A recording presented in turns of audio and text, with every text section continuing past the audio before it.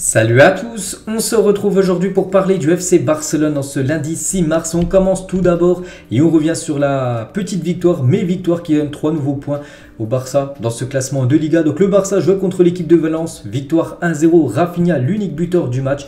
Donc 3 nouveaux points, bienvenue au classement pour les Blaugrana. Notez que le Barça a joué une bonne partie de la deuxième période avec un joueur en moins vu qu'Araujo a pris un carton rouge.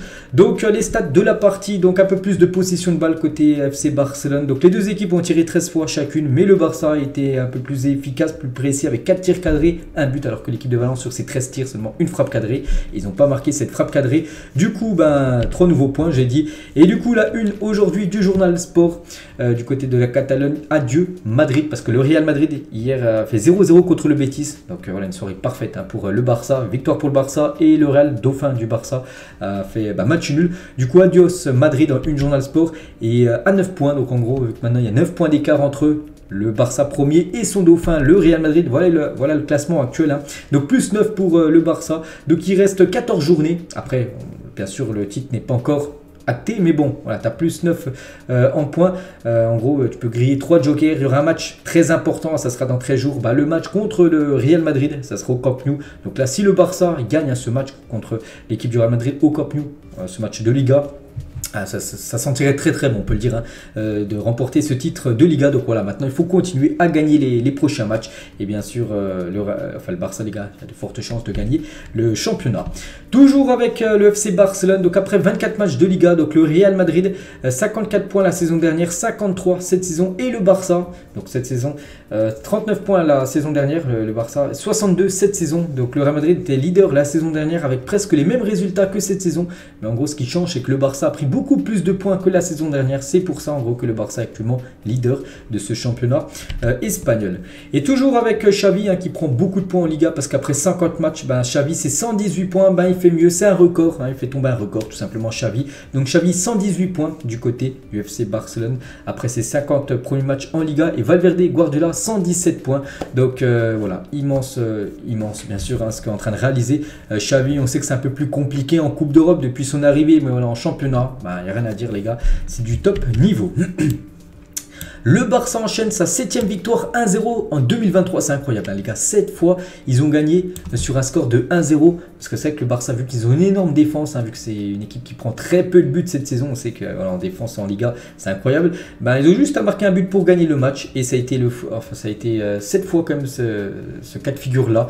Donc voilà, vraiment c'est incroyable ce que réalise, c'est que le Barça peut mettre plus de buts et se faire un peu moins peur, voilà, gagner des matchs 3-4-0, là vraiment tu es sûr de gagner le match à partir de la 70e, que 1-0 à tout moment, tu peux te faire égaliser. Mais bon, pour l'instant, à chaque fois, ça passe pour le Barça. Mais un jour, bien sûr, ça coincera. Et encore un clean sheet pour le FC Barcelone. C'est avec la défense, c'est énorme, ça on le sait. C'est le gros point fort comme cette saison. C'est la défense qui est quasiment infranchissable, cette défense Blaugrana. Le 11 de départ hier, voilà, tous les joueurs. Donc il manquait bien sûr quelques joueurs. C'est trop là, 3 cadres en plus, 3 joueurs normalement qui sont titulaires. Comme le jeune Pedri au milieu, Gavi qui était suspendu et Lewandowski blessé. Donc il devrait être de retour très prochainement, les 3. Donc Gavi, lui, vu qu'il est plus suspendu, vu qu'il a purgé son match hier. Et Pedri et Lewandowski devraient être de retour là d'ici quelques jours pour jouer les prochains matchs. Et il y avait aussi Xavi. Xavi, n'oublie pas qu'il avait été suspendu pour ce match. Donc il a regardé le match en tribune, Xavi. Donc après c'est pas pareil quand tu regardes le match en tribune, enfin dans une loge, voilà, pour regarder tout ça, et au bord du terrain. Et il a dit voir le match depuis les tribunes c'est vraiment frustrant, je voulais parler à mes joueurs, nous devons progresser dans le jeu et l'efficacité, nous aurions pu tuer le match avant, l'attitude est bonne, tout le monde fait les efforts. Donc voilà ce qu'a pu dire Xavi. On va continuer avec ses déclarations. Nous avons trop souffert du manque d'efficacité, nous devons apprendre à décider du match, en gros à tuer le match, c'est vrai, j'ai dit une victoire 1-0, mais à tout moment les gars, l'équipe visiteuse, donc l'équipe de Valence, pouvait égaliser, et du coup tu perds 2 points bêtement. Nous avons eu de nombreuses occasions de marquer un deuxième but, le penalty, la chance d'en dessous. Il y a des détails que nous devons améliorer que les matchs. Tous les matchs sont difficiles et compliqués, même le match d'aujourd'hui, celui qui ne joue pas bien ne peut pas gagner. Chaque match pour nous est une finale, nous voulons gagner tous les matchs. Il y a un ordre dans les tirs au but et nous le communiquons aux joueurs. Ferran était premier sur la liste, parce qu'on va revenir par rapport à cette mésaventure entre les deux, entre Ferran Torres et Ansu Fati, parce que Ansu Fati voulait tirer le penalty alors que c'est Ferran Torres qui devait tirer ce penalty normalement avant le match. Il le dit, il y a un ordre des tireurs de penalty, on va revenir sur ça tout à l'heure là. Et toujours avec Xavi, nous parlons toujours du Barcelone de Xavi, mais le plus important ce sont les joueurs, on essaie de les guider, on se développe, on a une personnalité gagnante, donc voilà tout ce qu'a pu dire Xavi en conférence de presse, donc il est plutôt content, juste où il est un petit peu déçu, c'est par rapport au manque d'efficacité. Bien sûr, tuer les matchs bien plus tôt. Voilà, parce qu'un 0, comme je le répète, les gars, à tout moment, tu peux te faire revenir. Le 11 du Barça contre Valence. Donc, voilà, déjà le 11 de départ. Le 11, cette fois-ci, sur un dispositif. Donc, avec une défense à 4, un Koundé, Araujo, Christensen, Baldé. Et en attaque, c'était Fati, Rafinha et Ferran Torres. Donc, voilà, nouvelle victoire sans, par exemple, Dembélé ou même Lewandowski. Le Barça gagne quand même ses matchs. Et l'homme du match, c'est le numéro 5, c'est Sergio Busquets. Grosse partie de Sergio Busquets qui est élu homme du match. Félicitations à Busquets. Soit il fait des gros matchs, soit de temps en temps il passe à côté de son match. Donc hier il a fait une belle partie, le capitaine du FC Barcelone. Lui aussi il aurait pu être élu homme du match parce qu'il a fait aussi un gros match. En plus il a été l'unique buteur du match. C'est Rafinha, magnifique but en plus de la tête. Donc il s'est envolé vraiment dans les airs, on va dire, du côté de Barcelone pour marquer ce but de la tête. Et c'est son 5e but en Liga cette saison pour Rafinha. Félicitations à lui. Voilà quelques photos de Rafinha après son but. Et il a dit, il faut savoir souffrir. Nous faisons du bon travail pour nous renouer avec la victoire après Almeria. J'aime bien marquer ce type de but. Je suis content et je veux continuer à travailler pour aider l'équipe. Il a également dit, donc Rafinha, donc avant le match, on décidait qui allait tirer le tir au but. Je comprends qu'Ansu veuille vraiment tirer et aider, mais il était déterminé avant le match. Voilà. Et Rafinha, il a également dit, c'était un match difficile, mais l'important, c'est qu'on continue d'ajouter des points. C'est très difficile de jouer avec un homme au moins. Comme j'ai dit à Roro, tiens, qu'on va parler là tout de suite, qu'après un rouge, mais on a réussi quand même à gagner, même en jouant à 10 contre les... Enfin, contre 11, contre l'équipe complète de Valence. Et Rafinha est responsable de 17 buts cette saison, donc 8 buts et 9 passes décisives. Il est en train de réaliser vraiment une très belle saison. Rafinha, enfin surtout là, j'ai l'impression que c'est depuis la blessure de Dembélé, malheureusement pour Dembélé, Rafinha, enfin là, il marque beaucoup de points parce qu'il est vraiment bon en l'absence de Dembélé. Beaucoup de supporters l'attendaient vraiment, vu que là en plus maintenant il joue son poste qu'il préfère le plus, ailier droit, le poste normalement de Dembélé, il répond présent, vraiment il est bon. Rafinha, donc à noter avec le retour de Dembélé, ce sera quoi le Xavi? On verra bien sûr ça plus tard. Et Rafinha, le joueur avec le plus grand nombre d'occasions créées cette saison en Liga, 11 occasions créées. Il y a seulement Griezmann qui en a réalisé plus d'occasions créées cette saison dans le championnat espagnol. On va revenir les gars sur le carton rouge à l'heure de jeu de Ronald Araujo qui est expulsé pour une faute en position de dernier défenseur. L'Uruguayen s'est sacrifié sur une action et du coup ça fait carton rouge direct pour Araujo. Et du coup Araujo sera bien là pour le Classico parce qu'on n'oublie pas les 2 prochains matchs. Normalement quand tu prends un rouge c'est minimum 2 matchs de suspension, mais d'après les sites, les sites qui relayent les infos concernant le Barça, il va louper seulement un match. Donc il loupera le match contre Bilbao mais il devrait être présent contre... l'équipe du Real Madrid. On sait que bien sûr le Barça a besoin absolument d'Araujo pour stopper Vini Junior lors de ce match au Camp Nou le 19 mars prochain. Donc voilà, il devrait louper seulement un match contre Bilbao. Araujo. Le Barça est devenu la première équipe de l'histoire de la Liga à ne concéder qu'un seul but lors de ses 12 premiers matchs à domicile en Liga. Incroyable quand même cette défense, seulement un but pris après ses 12 premiers matchs en Liga. Je ne sais même plus c'était contre qui, je crois que ça devait être contre l'Espagnol Barcelone. Si je ne me trompe pas, je crois que c'était eux qui avaient marqué un but contre le Barça au Camp Nou. Plus ça devait être un but sur penalty. Donc incroyable comme cette performance. Et le Barça, j'ai dit, ils ont un énorme gardien, une énorme défense. Le Barça, cette saison, c'est seulement 8 buts encaissés. Donc là, c'est les meilleures défenses en gros. Les équipes qui ont pris le moins de buts depuis le début de la saison dans les gros championnats. Et le Barça, c'est 8 buts, la moitié par rapport à Naples, qui est l'autre grande défense en Europe avec 16 buts. Incroyable quand même, parce qu'après, on peut voir ces séries 16, 17, 18, 19, puis le Barça 8. C'est complètement fou la défense Blaugrana. Et en termes de clean sheet, donc en Liga cette saison, Ter Stegen bien sûr en première position, 18 clean sheet pour Ter Stegen, donc il devance les 3 autres gardiens eux, qui sont à 9 clean sheet cette saison.